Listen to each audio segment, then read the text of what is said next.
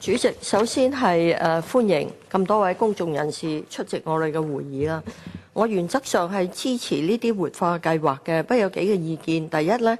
我認為政府根本唔應該將保育活化交俾發展局做嘅，可能因為民政局唔肯接呢啲功夫嘅啫嚇。因為活化保育唔係淨係物質方面保住個建築物㗎嘛，應該仲係活化同埋係教育公眾呢個建築物背後嘅一啲文化歷史同埋價值㗎嘛。咁譬如話嗰個灣仔嗰個The Pawn Shop 嗰個當鋪活化變咗個餐廳呢，都幾有特色，但係呢就冇法子向公眾介紹呢個當鋪嘅歷史啊，係美中不足嘅，純粹當係一個建築物咁做。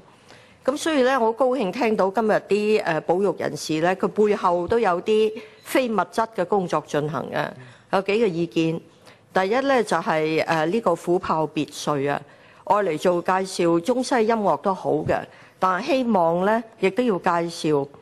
胡文虎家族嘅歷史啊，以及呢個家族佢哋係緬甸華僑，原籍福建，喺東南亞創業，係反映好多中國人喺東南亞嘅足跡同埋奮鬥嘅歷史，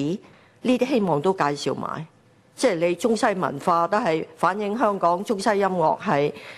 香港係中西文化匯聚嘅地方，但都唔應該脫離胡家同埋中國人喺東南亞奮鬥嘅歷史。特別咧，佢姓胡姓串做柯咧，點解中國人姓黃咁多種串法咧？呢啲都好有趣嘅，希望介紹下。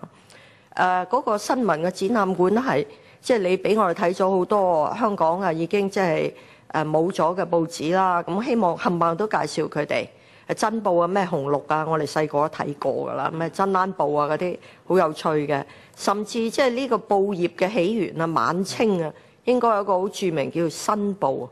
新造嘅新啊。當年晚清嘅奇案楊賴霧與小白菜咧，楊賴霧嘅冤情咧就新報幫佢申冤嘅。